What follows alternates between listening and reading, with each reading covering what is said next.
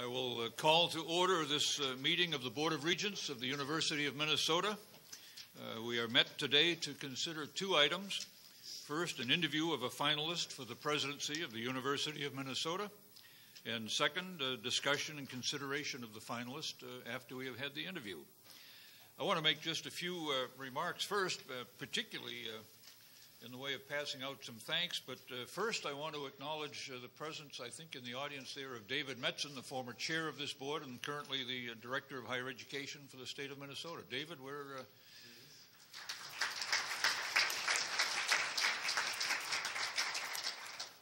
Just to give you a little idea of the format today, as I said, I want to make some brief remarks first. Then we'll have a question and answer session. Following that, we probably will take about a 5-minute break. No more than a 5-minute break. Please be back in your seats at that time. And then we'll have some board discussion and presumably some action. First, I want to say thank you to Eric Kaler and his wife Karen for being candidates for President and First Lady of this university. We are delighted to have you with us.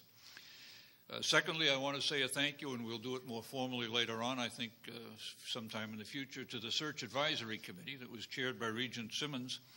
They put countless hours and hours and hours into this search to find us good candidates, and they did a wonderful job, and we do appreciate it. I want to say thank you to the Regent staff. Some of us who've been close to it know the kinds of hours they've put in and some of the personal sacrifices they've made in their own personal lives. And again, we'll say a more formal thanks later on, but I want to acknowledge that also. I want to say thank you to the Regents. The Regents, too, have put a lot of time in on this. It's an important subject. It is said to be the most important thing we do, and indeed it needs to be done right, and they have done their part. And finally, I want to say thank you again, and while it's repetitive to the Regents and to a lot of you in the audience, I know we have a lot of new people in the audience that have not been here previously. I want to say thank you again to the working media who have been here. You have done a wonderful job for us. We have tried to introduce this candidate around the university and to the immediate metropolitan area. But in the words of one of our staff members this morning, you folks have introduced him to the state for us. And we thank you for that. You've done a lot of research, and you have been a great help, and we do appreciate it. We know sometime you might criticize us, and that will probably be in order too, but you have really been a great part of this process, and indeed we do say thank you for that. With that, I believe we would be ready to open the questions and answers, and the format I think we'll follow is just to begin on my left and start with Regent Beeson. Oh, I'm sorry. We wanted to give you an opportunity to make a 5-minute opening statement. That's why we have staff here, to remind me when I leave something out. I should look at the script. Thank you, Chairman Allen. It really is just such a terrific honor for me and a pleasure for my wife Karen and I to be here with you. The reception these past 2 days has been exceptionally warm. The chance for me to come back to my alma mater, a place that was transformative to me when I was a graduate student, is really almost beyond my ability to describe. And the opportunity to be considered to be the leader of this institution, again, almost beyond description. It's an extraordinarily meaningful time to me, to my family, and I thank you. I add my thanks to yours, to the Regents and to the Advisory Committee for their engagement with me, and indeed for the Advisory Committee's successful desire to have me continue in this process. So it's a really indescribable pleasure for me to be here with you. As I said, this was a place that transformed me as a student. I think it's now placed as an institution that is ready to be considered among the top public institutions in the United States, to be in the same conversation as the University of Virginia, the University of Michigan, UCLA, Berkeley, North Carolina. There's so many incredibly positive things about this institution. I'm eager to engage. I'm eager to improve some of the things that we're on track to do, and I'm eager to engage the people of Minnesota and their elected representatives to provide support for this, to collaborate with our elected representatives to deliver the best possible education, the best possible research outcomes and the best possible economic intersection with the state that we possibly can do. So it really is an enormous honor for me to be here with you today, and I'd be very pleased to respond to questions that you might have for me. Thank you very much, Dr. Kaler. Let's begin with, on my left, with Regent Beeson. I should mention, by the way, that we have some suggested questions in front of us. They were put together with an idea that these are questions the public would probably be pretty interested in, and I hope most of them or many of them get asked, but the questions are not limited to those. If you have some of your own questions, those are clearly in order also. Regent Beeson. Thank you, Mr. Chair. Good morning, Dr. Kaler. We no longer need to refer you to as Candidate C. Would that be a fair statement? That in and of itself is a relief, okay. Indeed. Okay. This morning I'd like to ask you a question about the team. And I'm not referring to the football team. That's a topic maybe Regent Johnson is warming up along the sidelines with. But I'm talking about the plan for a senior administrative team. Mm-hmm. Organizational success always depends on people. And a president's success starts with the selection of his or her senior staff. These people, in turn, need the most efficient, effective, and well-aligned organizational structure within which to operate. So given that, talk about how you'd use the next 7 months to ensure a strong start built on a foundation of outstanding people supported by the correct organizational model. I have already had the opportunity this morning to talk to members of the senior staff, and I outlined to them my approach to realizing the answer to your question. This is a complex institution. It's a large institution. It's an institution about which I know some things. I've used the analogy of taking the test before I've taken the class in some of the question and answer sessions that I have had. So I'm very well aware of the fact that if I am fortunate enough to be able to move into this position, that there's an enormous amount of institutional memory and institutional structure and institutional culture that I need to absorb. And so I look to the current members of the senior administrative team to help me gain that perspective.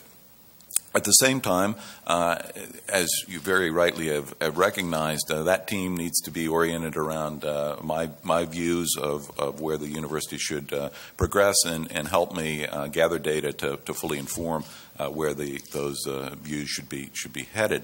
And so I will, as my colleagues at the Belmont Racetrack say in New York, use these next 7 months to establish the morning line, to begin to identify people who are oriented towards the directions that I think are important, and for those that aren't, to begin a discussion about a graceful way for them to continue service to the university in a different way. It will not be a one-man show. It can't be a one-man show in an institution this size. So my style is very open and collaborative, and I will use these next 7 months to evaluate, and the following 6 months to a year to begin to put people in place that I think can be aligned with my mission. I do have a couple of people that have worked with me previously that I will measure their skills against the opportunities here and perhaps offer them positions at the university. So that's an approach, I think, to establishing an effective leadership team. Regent Hung. As you said, Dr. Kaler, our institution is very complex, and so there are many challenges that are going to be ahead of you. And if you're not proactive, a lot of times you spend more time putting out fires than you are dealing with the issue. So my question is one where I would like to ask about your past experience. Can you tell me about a time when you could foresee a potential problem and what preventative measures you took to try to mitigate the problem? What did you learn from this, and how will that experience help you for this role? Well, I think the answer to that is wrapped up in budgetary situations. Is in fact the budgetary conditions at public universities across the country have dominated many leadership discussions. And I'll give you one example. We obviously foresaw the situation in the state of New York where state funding was going to be decreasing. It's in fact decreased at an almost breathtaking rate. And so recognizing that, we realized that a strategy of cutting, even making cuts as wisely as one possibly could, is not a long-term strategy for excellence. It's a long-term strategy for mediocrity, as a matter of fact. So we recognize the need to grow revenues, particularly in the academic sector, to maintain programs that we found valuable. And so we felt that growth in master's programs would be an avenue to realize additional revenue, and that would also be an avenue consistent with the educational mission of the university, consistent with the needs of students who were either training to reposition themselves in the workforce or taking additional education to sharpen their skills before entering the workforce. And so we moved to lay out a suite of master's programs, and in many cases reactivating or dusting off existing degree programs, and in many other cases establishing new degree programs, combined degree programs. These have been quite successful in mitigating some of the financial pressures that we've been feeling, bringing new students in, providing opportunities, and bringing revenue that's helpful. So that was a situation in which you could see a budgetary crisis coming, and we reoriented our educational offerings to help mitigate that in a way that's obviously consistent with the educational mission. Thank you. Regent Ramirez. Thank you, Chair Allen. Dr. Kaler, thanks for being with us today. The University of Minnesota is a system. We have campuses in Crookston, Duluth, Morris, and Rochester. We have extension offices and research and outreach centers all across the state. Can you tell us what you see as some of the challenges and some of the opportunities, and how you look to be president of the entire system? Yes, thank you for that question. As you know, and realize Stony Brook is a member of the SUNY system, State University of New York, which is the largest public education system in the United States. And my experience there and my engagement with the SUNY administration has really taught me a lot about the advantages that a system can bring. First and foremost, it broadens the scope of the university and the reach of the university far beyond the Twin Cities campus. That provides us a very nice footprint. It activates legislative and public engagement across the state of Minnesota. Obviously, the agricultural extension stations are critically important to the very important industry of agriculture in Minnesota, and I suspect there are a large number of people that would tell us and probably will tell me that that's the most important thing the university does. So the scope and reach of the system, I think, is very important to the state. It engages us with communities in very significant ways. And again, my experience in SUNY has enabled me to appreciate the dovetailing, really, of the missions of the coordinate campuses, the terrific small public liberal arts college in Morris, and its ability to offer programs and opportunities for students that the Twin Cities doesn't. The ability of students to choose to go to a medium-sized campus at Duluth. And it's a statement to the size of the Twin Cities campus that you recall Duluth medium-sized. It's a substantial enterprise in and of itself, but in an environment that isn't the Twin Cities. And there are students who could be in the Twin Cities who are anxious to have an experience outside an urban environment. So I think it adds a tremendous richness beyond the Twin Cities footprint. It's a great connection to the state, and it really enables us to deliver on our mission, the university's mission of service to the people of Minnesota. Regent Hunter. Dr. Kaler, over the last 30 hours, I feel I've got to know a lot about you, and you've certainly answered a lot of questions. One area, though, that I don't think I've heard you talk very much about is Title IX. I know yesterday you talked about the athletics being the window to a university. I think when most people think of NCAA athletics, they think of football, basketball. Certainly in this state, they would include hockey. However, I think most of our student athletes are not in revenue-generating sports. And Many universities have been eliminating non-revenue sports. Our neighbors to the east, for example, no longer play baseball, which I think is un-American. But more troubling than that is I think a lot of universities and institutions are trying to skirt the edges of Title IX or very minimally meet the requirements of Title IX. I'd like to talk a little bit about your commitment to non-revenue sports and Title IX in particular.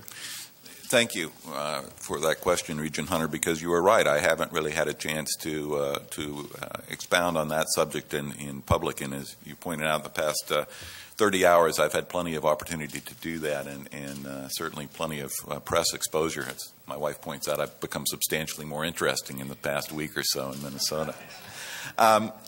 I have an extraordinarily strong commitment to women's equity. I've spoken about my commitment to increasing women's diversity of faculty in engineering and a good result in doing that and increasing that percentage.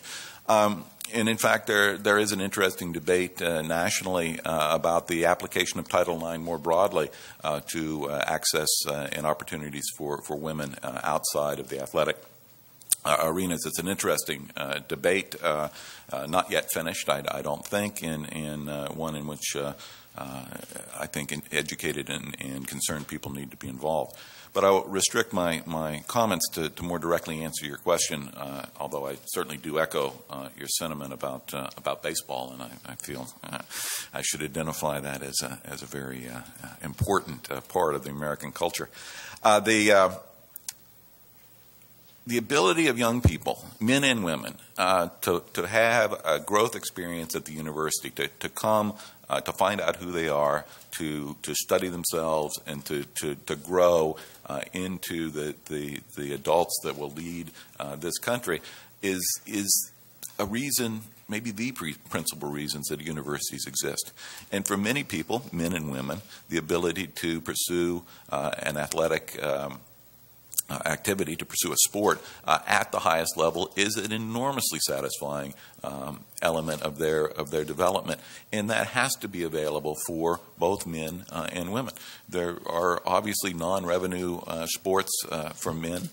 That's an important part of what a university needs to provide to its students. So I have no intention of stepping away from participation in those activities for both men and women. And I'm very sensitive to even the perception of being minimally compliant with the Title IX requirements. I am passionate about athletics, as I hope I'll get a chance to talk about a little bit later on, and their role at the university, the very appropriate role at the university, and that certainly extends to the non-revenue sports and the maintenance of parity between the opportunities for men and women. Thank you. Regent Simmons. Thank you, Chair Allen. Dr. Kaler, I liked your answer about Title IX. We'll see if you still feel good about women after my question. Okay. Since I can hardly wait. I'm sorry. Since you've been looking at this opportunity, which is a great opportunity, and we've been looking at you, we've dissected the mission of the university and hopefully put it back together again. We've talked about the role of discovery at the university, contributing to the state's economy, contributing to quality of life. You've responded to questions, a lot of questions, about the role of athletics in the life of the university and the interface with the public. Minnesota is also a vibrant center for the arts in the United States. The university, in fact, is on the cultural scene with our performing and our visual arts programs and venues. Some of my friends who inexplicably don't like football or pretty much any sport are donors to the university and devoted to the university because of their relationships to the performing and visual arts. They are donors to our Wiseman Museum, to our dance program, etc. What role should the university play in the arts in our community? And how does accomplishment in the arts relate to our goal of being an elite public research university? I've spoken, thank you for that question, Regent Simmons. I've spoken many times about my view of the role of the university as the carriers in our civilization of the liberal arts, and I would include in that the creative and performing arts. our society has evolved universities to carry out many missions, and one of them is clearly the nurturing and promotion of the creative arts. We have an opportunity, and I view it as a part of our core mission, to provide spaces for creative expression, to provide cultural opportunities for our communities, and to provide venues, in fact, for things that are controversial, and certainly things that are non-commercial and non-conventional. And I think for a university to be a cradle for those kind of activities, a place where people can come and use a variety of expressions for ways of expressing a creative thought, and be treated with respect and intellectual engagement, it's part of what we have to do. And in addition, as I've spoken about athletics sometimes as the door and window of the university, the creative arts are that as well. We have at Stony Brook a Center for the Creative Arts, a Stoller Center for the Creative Arts, which has been enabled by very generous donations. And it is my office is between the parking garage and that center, and the steady stream of people that go to and from the broad range of cultural events held there is amazing, and equal, in fact, in many cases, to the stream of people that come to see our athletics events. So I've used the kind of corny analogy of the university as a jewel with many facets, a gem with many facets, and this is one. This is an important part of community engagement. It's an important part of our mission and obligation to nurture the elements that make a society a society. So I'm enormously enthused to consider coming to Minnesota, or be considered for coming to Minnesota, partly because of the tremendous artistic and performance venues that are available. My wife is a graphic artist and a student of the arts, and a major component of her enthusiasm, I think, is a chance to intersect with that community, and as you point out, this very vibrant city. Thank you. Regent Barger. Thank you, Chair Larson. Doctor, as you know, our university is made up with a large, complex health sciences department. And I'd like you to just, if you could give us a couple hours on how you're going to, what your vision is and how you would handle this large, complex college. Good. Thank you, Regent Barger. I am an academic, so I can only speak in 50-minute increments, so I'll restrict my remarks to that time. While I have not directly supervised the academic medical center at Stony Brook, we have a system, an organization much like you do, with two senior vice presidents who manage different portfolios. I am very familiar with many aspects of that enterprise, as you say. The basic science components, of course, are relatively familiar to me as basic sciences in non-medical applications would be. We have a complex. I've come to find that it's probably not as complex as your arrangement with clinical practice plans and the engagement of clinical faculty with hospitals.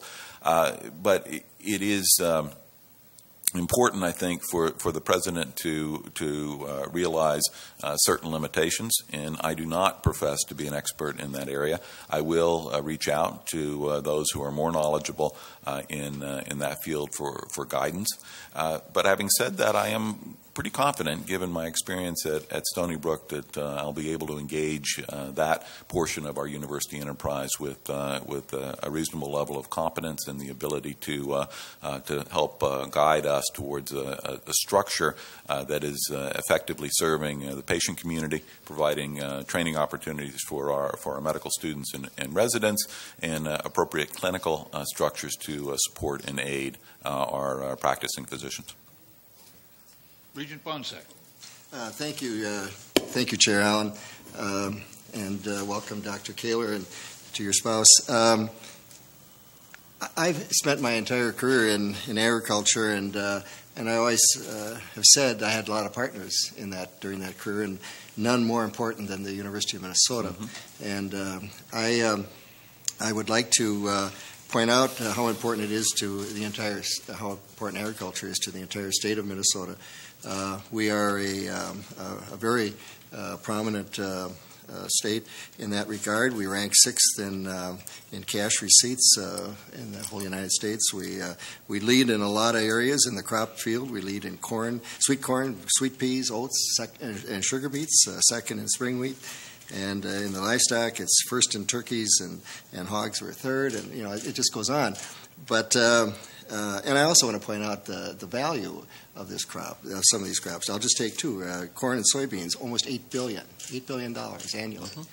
What does that mean? Well, about 20% of our economy is agriculturally based, and if you look closely, almost 25% of our workforce has some part in agriculture. Well, my question is, if you were to stand in front of a group of agriculturists, they could be production, they could be processing, they could be providers, how would you address, looking at our mission, teaching, research, and outreach, how would you address those three aspects of your, what you expect in your future here at the university to be? How would you address those using those three mission statements? Good. Yes, thank you for that question. I do understand and appreciate the importance of the agricultural industry in the state. It is enormously important that the university be ready as a partner to enable that industry to remain vibrant and even more efficient and important to the state. And you identified the three elements of research, teaching, and outreach, and I'll address each of those in turn. The research element, I think, is relatively straightforward. We should, in our agricultural colleges and in related biological sciences, be looking carefully and creatively at the ways in which fundamental research can enable new crop production, can enable development of biological materials biological plants that, I'm sorry, the ringing phone over here is throwing me off. Excuse me, I should be more resilient. The ability of our biological research to target specific genomic variations in plants to enable species to be more robust, whether it's herbicide resistant or whether it's intrinsically building intrinsic insect resistance. So being able to create varietals that are more robust and perhaps can be grown, for example, with less water or with less fertilizer or with less intensive farming methods. So I think that research opportunity is very large. There are lots of interesting problems in plant genomics and a lot of potential there, I think, to do really first-class science that has a large impact on the human condition in being able to create plants that can grow under conditions in which they do not now, so to expand the range of variable areas. And that has an impact far beyond Minnesota. It is a potential to deal with the enormous public problem across the world of adequate food supply. So I think that's an exciting area, and it's one that is already being addressed, I'm aware. The teaching aspects, I think, are a little bit less clear to me. I think it's hard for me to think of anything beyond the obvious abilities of educating students in the business, in the science, and the management of the complex enterprises that are the large farm areas of Minnesota.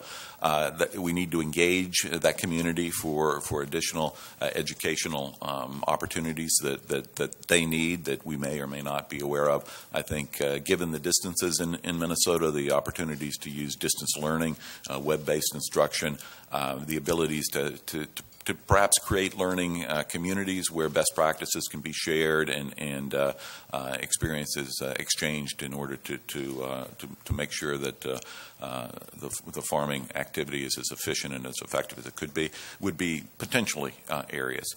And of course, the final one is outreach, which is a fundamental mission of the university dating back to the Land Grant Act, the Morrill Act. There we need to be embedded to the greatest degree possible. I know that there has recently been consolidation to 18 regional centers. I presume the number 18 was chosen in a scientific way, and I trust that remains adequate in service to the community. If it's not, I think the university is obligated to discuss with the community an adjustment to that scope. But the ability in that outreach program to provide testing and climate conditions and other guidance that the farm communities and farm entrepreneurs need to be able to effectively execute their business. I mean, it sounds silly, but that's what we're here for. And so we've got to be delivering on that mission with a high degree of fidelity. Thank you. Regent Fabinius. Thank you, Chair Allen. Dr. Kaler, I share Regent Beeson's joy in being able to address you directly and not have to use the term Candidate C in talking about you. So thank you. Thanks for that. Regent Barga took the topic that I wanted to address. I'll skip on to another one. You're about to move, collectively we're talking about moving you from provost to president of a major university. That is a very different role. Mm-hmm. It is one of the most significant steps that will occur in your life. What convinces you that you're ready to make that transition? And comment on how your leadership style and qualities will adapt to this transition. I have been orienting myself to be a college president for a long time. I have, throughout my career, been engaged in activities that have brought people together. Dating from times as a student in which I was active in student government, served as a significant student leader as an undergraduate, was a student representative of the Board of Regents when I was a graduate student here, and in my professional life engaged at management, a word we don't often use in academics, as a department chair, a dean. And the decision that I made to move from a deanship to a provost job at an AAU institution was one that I took purposefully. I could easily have gone back to a very productive research career, and I chose instead to move into an executive position at an important university. And during that time, I've looked and listened, and I've observed some very good presidents in action. David Rozelle at the University of Delaware, most extensively, one of the finest, I think, recognized as one of the finest university presidents throughout his career. And I'm ready. I'm excited about the opportunities that a president's position brings. I'm eager to engage those. My wife is eager to engage the role as a presidential spouse in an important window into the university as well. I've been very active in professional societies. In my role as vice president for Brookhaven Affairs, which, by the way, means that we manage Brookhaven National Laboratory in a LLC with the Battelle Memorial Institute. In my role as both a board member of that LLC and the university vice president for the lab, enables me to engage faculty with the Department of Energy Research objectives and to observe the DOE research machine, and it is a big machine, in action. So it's given me insight into the operations of a large federal research enterprise. I've consulted for industry for many, many years and been very actively involved in industrial research projects, so I understand the commercial sector. I sit on the board of the Long Island High-Tech Incubator, so I understand the incubation process and the movement of research results to the commercial sphere. I've accumulated a lot of information and observed a lot of people in action, so I think in aggregate my background makes me ready for this job. Regent Larson. Welcome, Dr. Kaler. We're happy that you're here. Tell me about a time or a situation, I should say, that you found to be extraordinarily difficult, probably the most difficult situation you've ever faced when you were in a leadership role? It could have been any time in your life. Well, the situation of obviously highest complexity and impact that I have been directly involved in has been the decision that Stony Brook University made to downsize our undergraduate operations at the Southampton location, move about 375 students from that campus to our main campus, maintaining the educational program so they have the pathway to graduation. That was a dollars and cents decision. It was one made in an environment of rapidly declining state support. It was one made under time pressures driven by our desire to let students know that who were considering coming to that campus in the following academic year that those options would not be available to them at that location. It's one made under tremendous political pressure. As you might imagine, the political leaders of that community were very unhappy with us. It's one in which we've taken, as a leadership group at the university, a great deal of political flack. In fact, I can't tell you much more of the details about this because we've been sued, and so the judge has enjoined us from further planning for that campus, which is the reason that we haven't planned further for that campus formally. That was a very difficult, stressful situation, one that I don't think anybody would relish being in, but it was a decision made on a dollars and cents basis to devote very precious resources to the central core mission of the university, even at the expense of the convenience and goodwill of a substantial number of students and their representatives and parents. Could you tell me about the outcome? Well, the outcome is not yet completely clear. As I said, we have been sued and enjoined against further planning until we fulfill certain requirements that the court has laid out. We believe that those have been fulfilled. The SUNY Board of Trustees just yesterday passed a resolution on the subject, so I think we're moving towards a resolution, and I'm interested in engaging the community to purpose that campus appropriately in my next months at Stony Brook. Regent Cohen. Thank you, Chair Allen, and welcome, Dr. Kaler and your spouse. Thank you.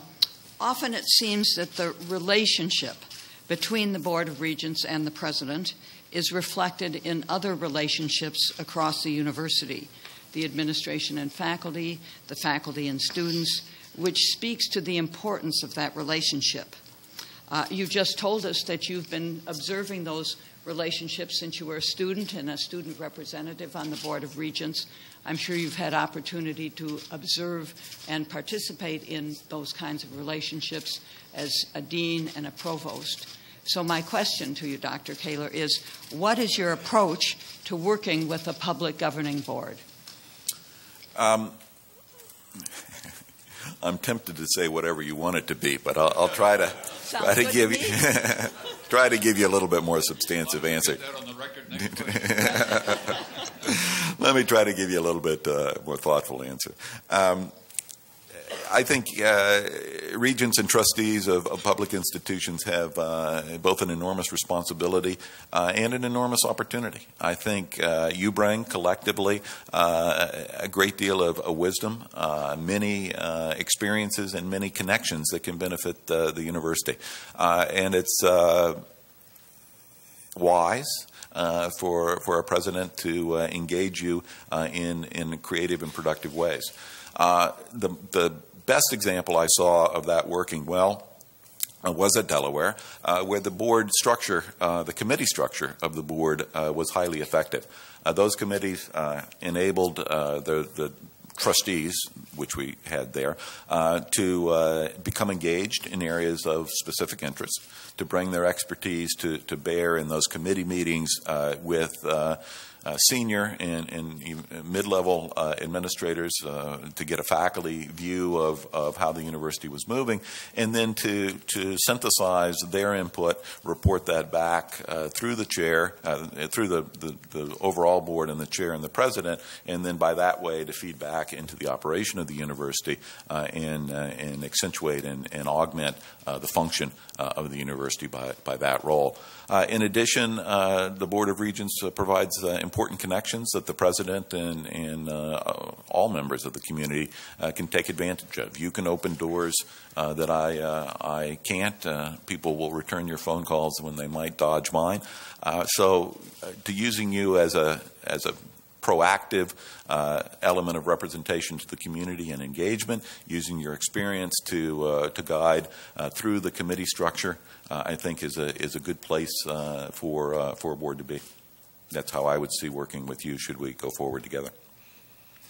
Regent Johnson. Thank you, Mr. Chairman. First to my colleagues on the board, as I rose this morning and began to think of the day's activities, I thought what an honor and privilege we have today to at least potentially select, I believe it's the 16th president of the University of Minnesota. Not many folks have that opportunity. And Regent Simmons and Regent Allen and others have been involved in this, and now we get to ask questions of Dr. Kaler and more gentle questions of his spouse, Karen. But it is an honor. So, Dr. Kaler, my question is why? You and Karen are living out in New York and feel the gentle breezes of the Atlantic. You seem to be relatively comfortable out there with appropriate challenges, not too many struggles or strains in life. You have a direct flight on most occasions if you want down to Auburn to see your son. Life is pretty good. I've listened to you. So let me paint a picture. Why would you come to a place? Maybe stop. And you will leave before the 20 below zero weather comes and return next year if you're so selected. Why would you come to a place with 65,000 students, 29,000 square feet of real estate to look after, 5 or 6 campuses, 18,000 employees, and yes, a budget that is very stressed? Our state budget is about 19% in the hole, in the red, whatever you want to. We have a state that will have a new governor, a new Minshew chancellor, new leadership in the corporate community, potentially 2 to 4 new regents. Why would you leave Long Island to come to these insurmountable challenges and problems? Why would you expose your dear wife Karen to all of this? I say it somewhat, Dr. Kaler, tongue-in-cheek, but I'm trying to point out the challenges and the opportunities, if you will, of this institution and state. Now, you've been cross-examined for the last day and a half, and you've answered questions very well. And we've heard very, very good reports, no doubt about it. But my question is why?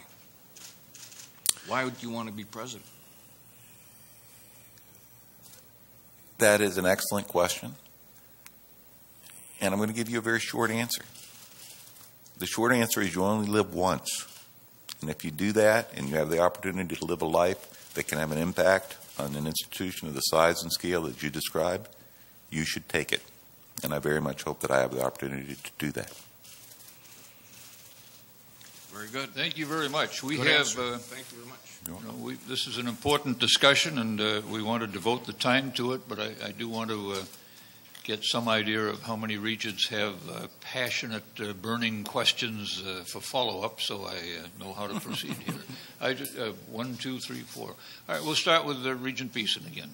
Thank you, Mr. Chair. You touched briefly on this, Dr. Kaler, but let's make the assumption that the National Institute of Health and the National Science Foundation funding going forward decreases. And our overarching goal is to be among the top 3 public research institutions. With an environmental scan around how do we take market share going forward, building on our success? Well, I think your assumption that the NIH and NSF funding is going to decline is unfortunately an exceptionally good assumption. And there are 2 approaches. I think one is, in fact, to leverage ourselves, to organize ourselves, to make sure that we are collaborating cooperatively and targeting our faculty to proposal submissions that, in fact, are going to be successful. So I think being mindful about the opportunities to produce successful grant proposals, which the Vice President for Research spearheads here and has been effective in doing, is part of it. So I think you have to position yourself to be able to, in fact, take some market share, as you say.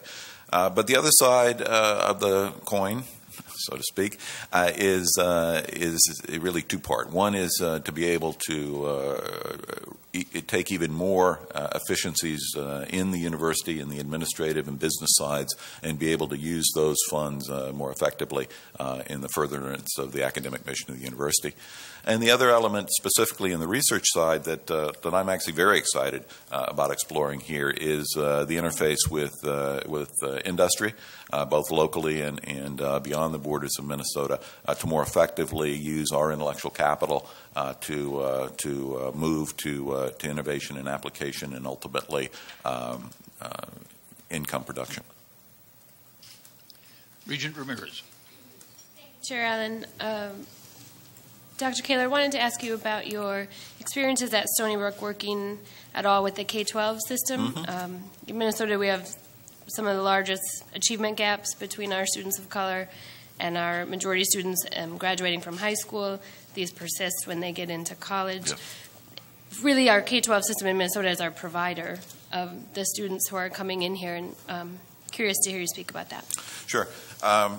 An interesting corollary to that observation is, without knowing, I would bet that many of the teachers who are providing that K through 12 education were educated at the University of Minnesota. So you need then to realize that there's a cycle. We're educating those teachers who are going out and teaching those students, and we're finding out that the students that come out of that system are not perhaps at the level that we want, and certainly are not homogeneously at the level we want. So I think that's an engagement we need to make, and I'm anxious to engage with public K through 12 education, a subject in and of itself. I bet you I'm very passionate to make sure that we have the right opportunities for teacher training, for additional connection with the university, so that they can sharpen their abilities to engage their own students. So I think that conversation is an important one. More directly, the university must be deeply involved with enrichment programs for K through 12 students, most especially in the STEM areas, science, technology, engineering, and math, where there's just a critical lack of students moving into that pipeline, most especially students of color and to a lesser degree female students. And there, I think the university has a nice chance to do that by promoting research experiences for students going all the way down into elementary school. We have at Stony Brook a Center for Education in Science and Math, Sesame it's called. David Bynum runs it. It's incredibly effective. It has enormous impact on all of the school districts on Long Island. A population of 3 million people are impacted by this. Very effective ways to engage young people in the STEM fields. And finally, at the end of the pipeline, There are Intel and the Siemens competitions in science and mathematics for high school students. I would like to see University of Minnesota faculty deeply engaged in mentoring those students. Stony Brook happens to be a pillar in that activity. Quantitatively, the Siemens semifinalists and finalists were just announced. There were about slightly over 400, I think 406 of them, and 45 of those, more than 10%, were mentored by Stony Brook faculty. So I would really like to see that mentoring opportunity be something that's valued by our faculty. Regent Hunter. I wish I could ask you that in a time of growing resources, what your philosophy is on where you should invest those resources. Unfortunately, that'd be a fantasy question at this point. I think Regent Johnson pretty much summed it up when he said the state budget is seriously in the hole, and consequent of that, we're going to have to make strategic cuts in our budget. So I'd like to ask you your philosophical approach, because I don't think you've seen our budget in enough detail to go into detail, but philosophically, how do you approach a situation where you know you need to make some painful cuts, and wherever you cut, it's probably going to hurt, but how do you make those decisions? Well, I think those there are really two aspects to that. One is, in fact, the recognition that you're going to have to make cuts. But more broadly, what you need to think about is you need to replace state funding. And so we can do that with additional revenue generation sources. I mentioned the master's programs as revenue sources in valuable services. I think you can look to the private sector, although many donors are quite appropriately reluctant to provide funds that replace state funding with their dollars. Donors are much more excited in investing in new ideas and moving things forward. So to come back to your question, I think if you do need to reduce, you have to think strategically about what the institution's missions are. The College of Liberal Arts here produced a report just last week that I think is an exceptional example of careful and critical thought about how to do things more efficiently and how to begin to identify the areas. The simple ideas are you preserve the areas that are central to the mission of the unit and then have the chance to be excellent or are already excellent. And you have to look hard at programs that fall outside of those categories and, as necessary, close and eliminate them. And there are enormous consequences to that. It's not something that I look forward to. It's something, however, I'm sure that the leadership team here is going to need to embrace. Regent Bonsek. Thank you, Chair Allen. We've heard you speak of the student experience using examples in academia and athletics and such. My question today is about the Greek system here and your experience thereof. I'd like to hear you speak to what you see as perhaps an oversight, responsibility, and building, and perhaps a self-management or self-evaluating system within the Greek system, and perhaps end with how do you value the Greek system and your experiences of such? So I'll go with the last part first. I think the Greek system can provide tremendous opportunities for leadership and for social and intellectual opportunities that can enrich an undergraduate experience in a significant way. Having said that, we do need oversight, and we do need monitoring, and we do need evaluation of the sororities and fraternities here. At Delaware, we used a star system so that the performance and impact of sororities and fraternities was evaluated in a regular basis. These are metrics such as the GPA of members of that organization, behavioral issues, whether they're alcohol related or not, the engagement of members of those fraternities and sororities in the broader university and student government or other activities, and the progress of their members towards graduation. So if one of the Greek organizations can actually be part of a very positive development of its members, we recognize that. And in cases in which that was not the case, We also took action on those, including in extreme cases defranchising the chapter at the university. I think to do otherwise is really to ignore a fundamental obligation we have to young people to provide the kind of guidance and mentoring that they need to succeed, and we also abrogate the obligation we have to parents and families to provide a safe and nurturing environment for their young people to grow. Regent Frobenius. All my colleagues keep taking my good questions, so I'll switch gears. And take one of Regent Johnson's questions. This state wants to love and be excited about the University of Minnesota athletic program, and particularly all of our athletic programs, but probably with particular emphasis on the so-called major sports of the university. Lots of efforts have gone into this, and lots of people and lots of students have worked very, very hard, and we haven't quite got there in a lot of people's minds. What is the appropriate role of athletics in this university, and how can you assist us in satisfying our state's high interest level in these sports? Well, I do think, as I've said, that the athletics does play an important role in both the experience of students on campus and importantly to alumni and friends and fans across the state. My bottom line on most anything, except my golf game, is that if you can't do it well, you really ought to stop doing it. And we're a Big Ten school, and you haven't seen my golf game. We're a Big Ten school. We're going to play football in the Big Ten. We have a fabulous facility here. We have an existing athletic budget that's about in the mid-range, I understand, of the Big Ten.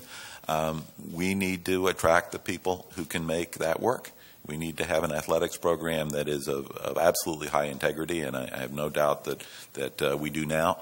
One that charts paths for success of the student athletes, one that brings high-quality coaches and mentors, and one that recognizes that one of the ways you measure an athletic program is by wins and losses.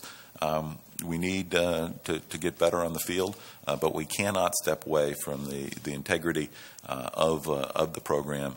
We will not, under my watch, if you so grant me that, be embarrassed by our athletic program. We will aggressively continue to hire people of the highest quality and people who are effective in their ability to produce results on the field. Regent Larson. Dr. Kaler, we have an uncommon situation in this metropolitan area and state. We have, in the metropolitan area, we have about little less than 0.8% of the population of the United States. However, we have 4.6% of the Fortune 500 companies headquartered in this metro area. That's rather uncommon. I personally think it's a huge opportunity to develop a collaborative relationship, which hasn't always existed, between this research institution and teaching institution and those Fortune 500 companies that are headquartered here for mutual benefit, that we develop the kind of students that and the future leaders for the community that these organizations are looking for, that we collaborate very, very effectively on outreach and research that will benefit the community and the state. And what I'd like to know is, what will you personally do to lead that effort so that we end up with a very, very great brand as far as leaders in the business community are concerned in regards to our brand, and enable continuing development and success in our relationship with the business community? Well, I think that the first step in in doing that is really to listen. So I'm anxious to engage the business leaders and understand where they feel we've been productive and helpful, and where they feel that we have room for improvement. There are 2 or 3 areas that come immediately to mind that I would expect to hear in those conversations. One is the ability to collaborate with us in creative research and development activities, to use some of our intellectual property in a creative way. I think there's an opportunity there for us to begin to open up, and in fact, arguably to take more risks in how we partner with companies to create new knowledge and to enable them to move that knowledge to market, and for the university to benefit appropriately from its investment in that development. I think we would need to address what they perceive as weaknesses or gaps in the preparation of students that they want to take on as employees. I think an engagement in that area in terms of globalization, the involvement in our educational activities across the spectrum of a global understanding, whether it be a study abroad opportunity or otherwise, to become knowledgeable of global issues, which are very important, I think, in all industries now, and then more specifically to engage with our schools of management and law, elements in engineering, where we can really effectively position the university as a place where those business leaders can come for additional education, additional experiences, and to be a partner with them in order for the company to effectively expand its impact. Thank you very much. I think we've had good questions, and this has been well done. I have not asked any yet, but I have one comment to make, and then I do have one question, and then I'd like to give you, Dr. Kaler, a chance to make any closing remarks that you have. Just in case Regent Johnson's question raised any doubts about whether this was a wise place to come to, I simply want to tell you, all of you in the audience, that I came here 51 years ago from the coast. Same kind of situation that they're coming from. I have never had a thought about that being a wrong decision, and I hope 51 years from now you will feel that way too. My question is simply a little bit of a review. We have run you past many, many groups. We've had the Dean's Council, we've had the Faculty Consultative Committee, Regents, professors, the Public Forum yesterday.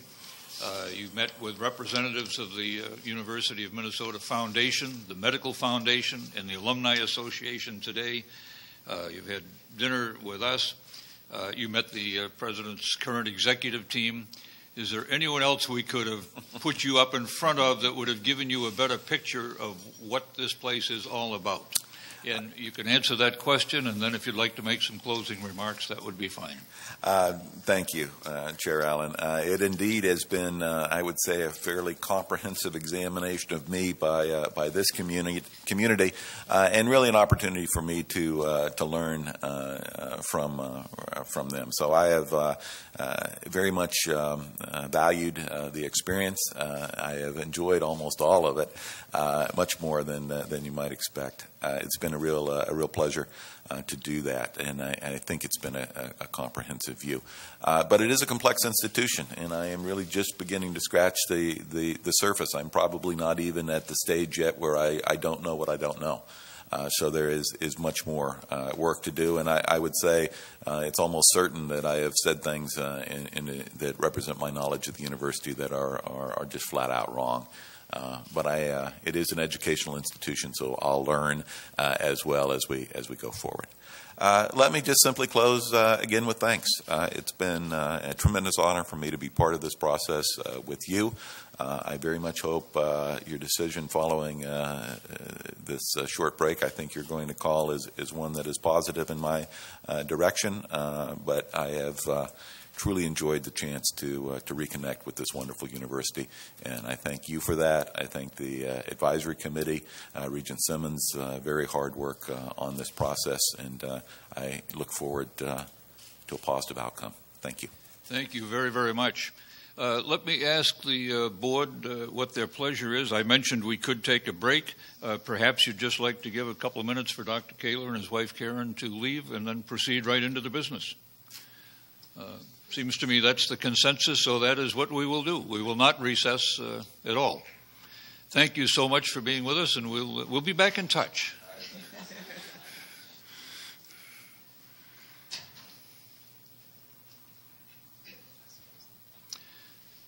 We move to item 2, the discussion and consideration of the finalist. Let me ask if there are any motions. Regent Beeson. Thank you, Mr. Chair and colleagues. I'm honored to offer the following resolution.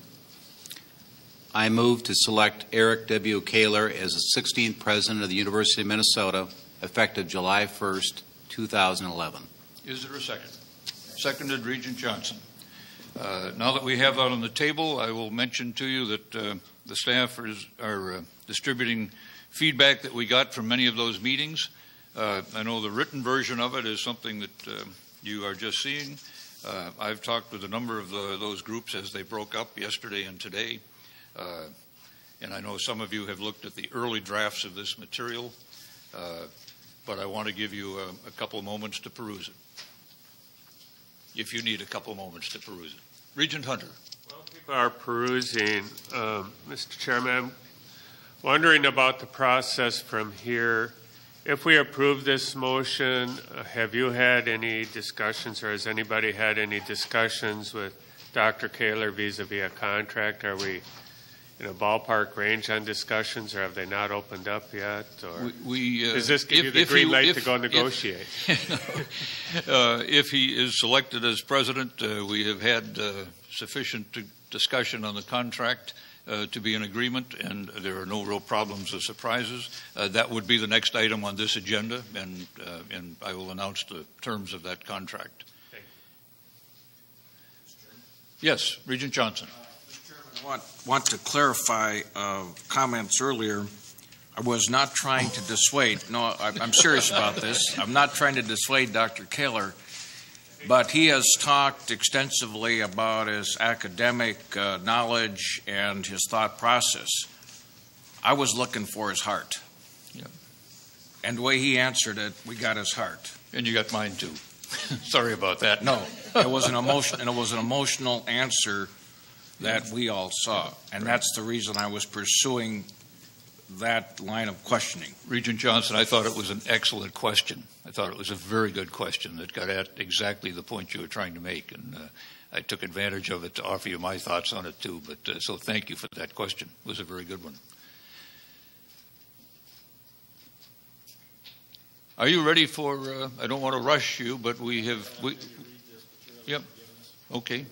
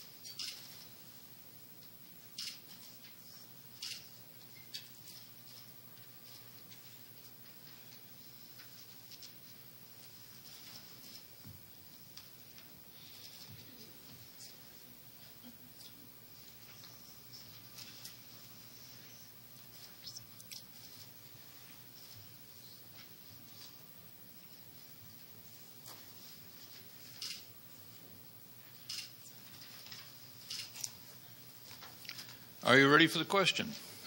Again, I don't want to rush anyone, but I think I see everyone having finished up. All those in favor of the motion to elect Dr. Eric Kaler? No discussion. Oh, surely. Yes, we can have some discussion. Regent Frobenius. Well, I mean, I just think the public deserves and the board deserves some discussion of the merits of the candidate. I for one have spoke highly about the candidate's Dr. Kaler's reference materials as we considered him a finalist. I have that has been reinforced by my opportunity to participate in interviews and to observe processes that have occurred through the week. We have seen feedback from a variety of groups that spent some time with Dr. Kaler.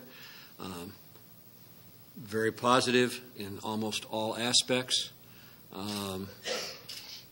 I've had an opportunity to sort of quiz a few other channels of my own through the university and received very supportive comments about aspects of this.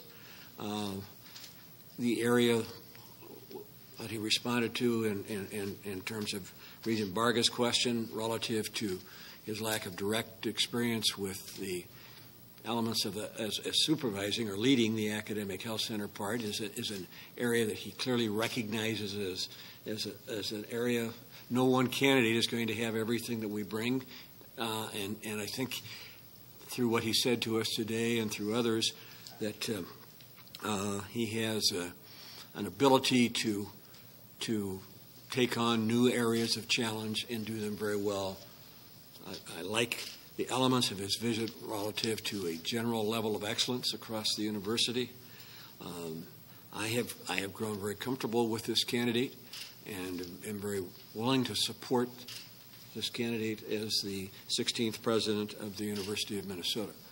I don't mean to draw this process out, but I think we all ought to just make sure we're all comfortable with the elements of what we're doing here. This is the most important decision that we make on this board. Regent Cohen.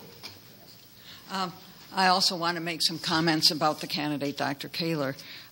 Clearly, in the observations that I've been able to make over the last couple days and reading all the materials, he has a great intellect and academic background, which I think is so central to the central mission of a university. Also, he told us that he chose administration and seems to have vision, leadership and management skills, and interpersonal skills, and thanks to your question, heart. And also one of the things that really struck me was his eagerness to be here at our university, not to be president of any university, but to be here at the University of Minnesota. So I support his being the next president. Thank you very much, Regent Cohen. Further comments? Regent Beeson. Thank you, Mr. Chair. I echo those comments by my colleagues. He is an outstanding candidate. There's no question about it. It's really important that we undertake this transition in the most careful way possible.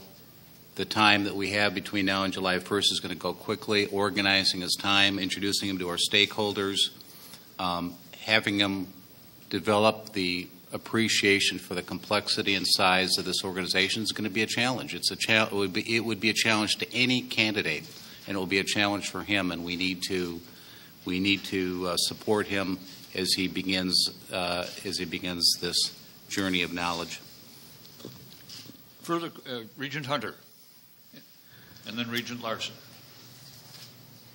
Of critical importance to me as we came close to the end of this process was how Dr. Kaler would do with the faculty and the deans, because clearly a president without the support of the faculty or the deans would really have a tough road to hoe.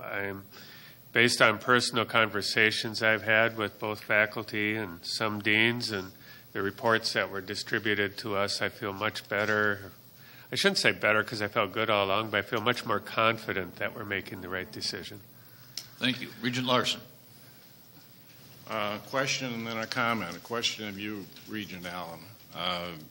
Do you have reason to believe that he indeed will accept the job if offered, and that in effect you have a agreement that's close, yes, if not in regards to his compensation, et cetera? Yes, he will accept if offered the position, and yes, we are in agreement on terms. Okay, comment. I heard the comments about his intellectual capacity, and I certainly agree, but the most important thing in being a great leader is not intellectual capacity, it's emotional intelligence, in my opinion.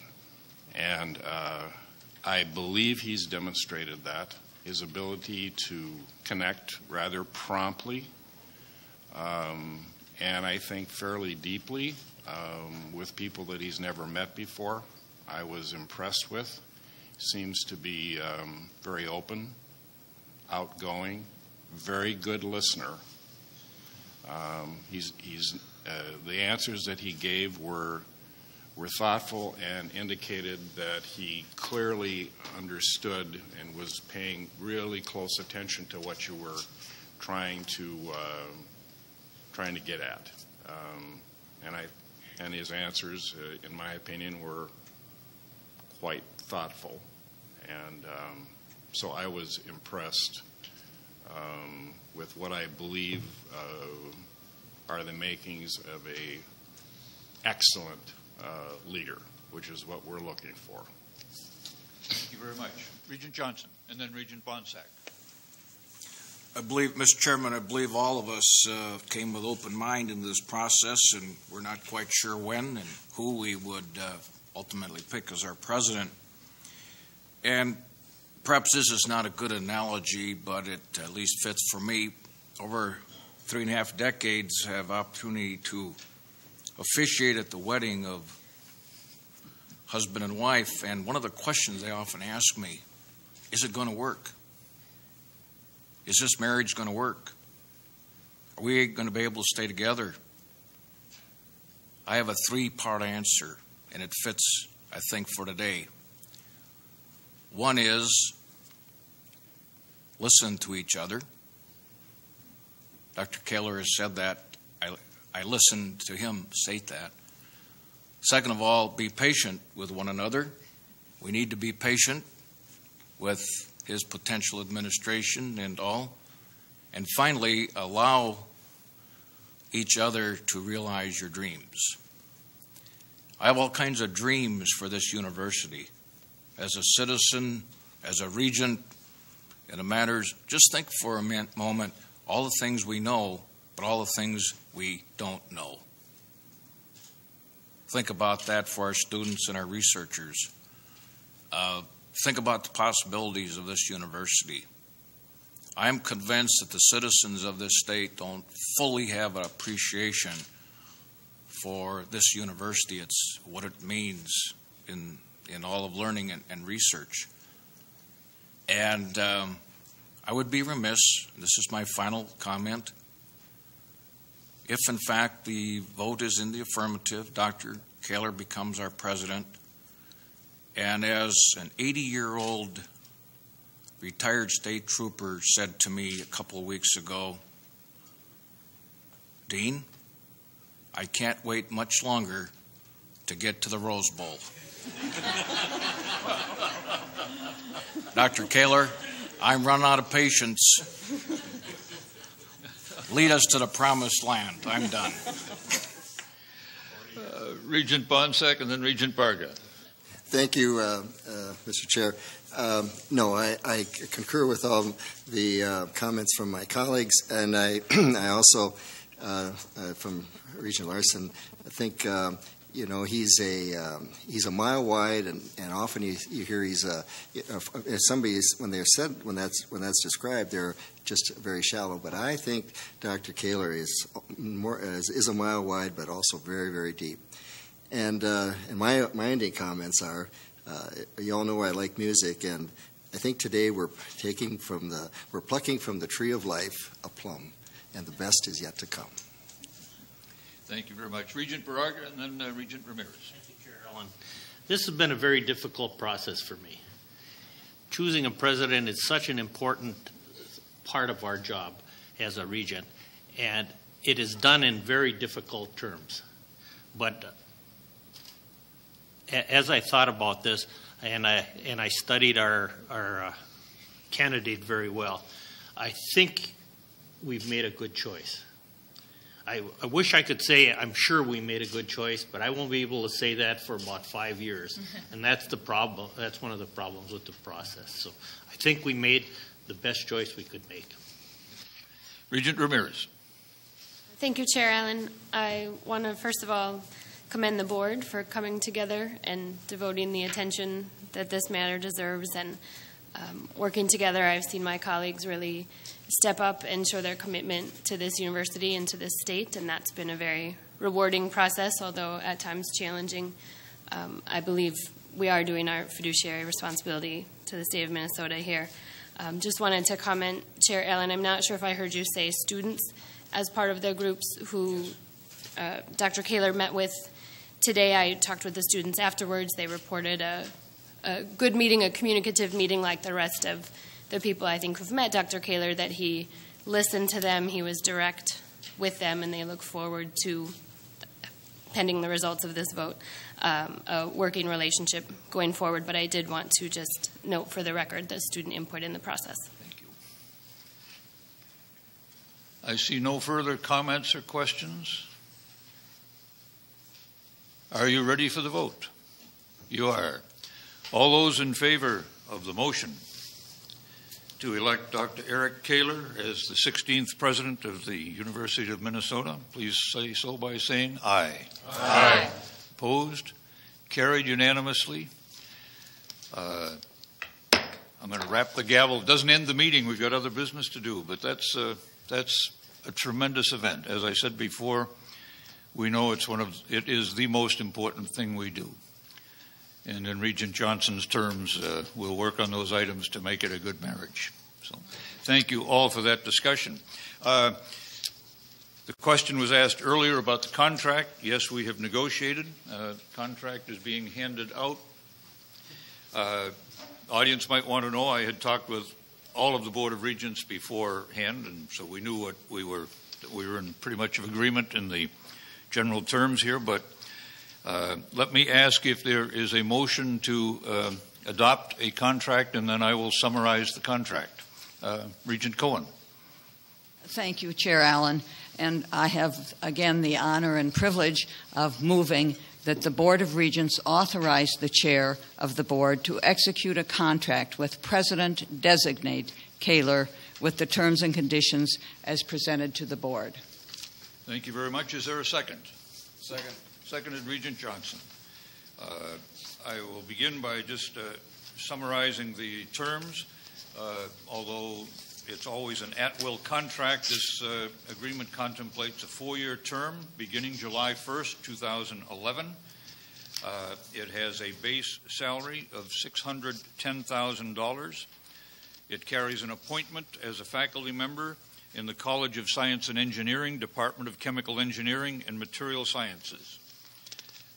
Along with the base salary, there is a schedule of supplemental retirement payments to be made, $50,000 each in the second, third, and fourth years of the agreement. There are a few other detail items in there. They are pretty standard, and this is a public document, but those are the terms of the contract, and I believe they fall well within the arrangements that we all discussed as guidelines for the negotiation. I can tell you that the candidate is very pleased with them, and as indicated, as Regent Larson asked, that yes, he would be very happy to sign this if indeed we approve it. Regent Hunter. This may seem like a silly question because I'm quite sure I know the answer, but I would feel equally as silly if I did not ask it. Am I correct in assuming that this contract has been reviewed by legal counsel? Yes, legal counsel helped prepare the contract. Regent Larson. It says we'll pay a salary. Are you talking about base salary? Or are you base salary, yes. I think I mentioned base salary. So we're not talking about any sort of performance compensation. Not in this contract. Other questions? Are you ready for the question? All those in favor say aye. Aye. Opposed? Carried. That concludes the business. Yes. Oh, we should invite the new president designate back in and tell him he's hired. Yes, and tell him we're even going to pay him.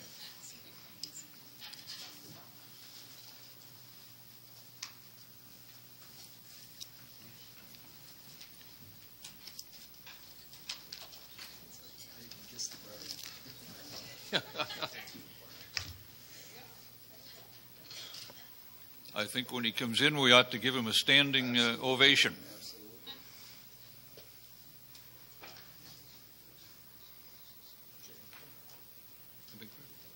Yes, good idea. Yes.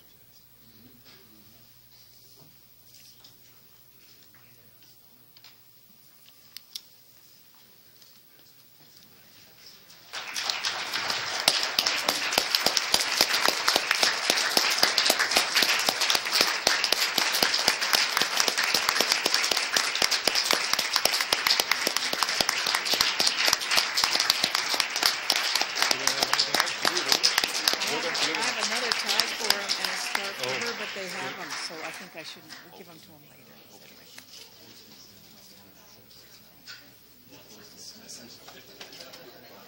All you have to do is adjourn.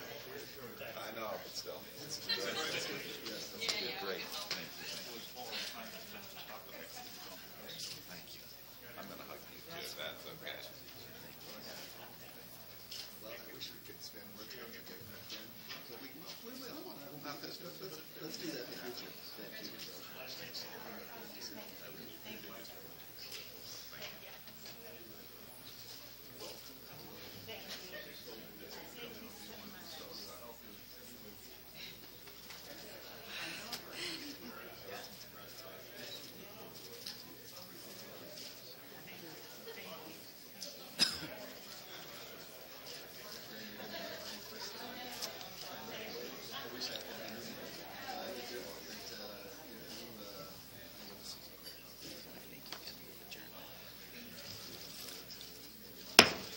This meeting, having concluded its business, is hereby adjourned.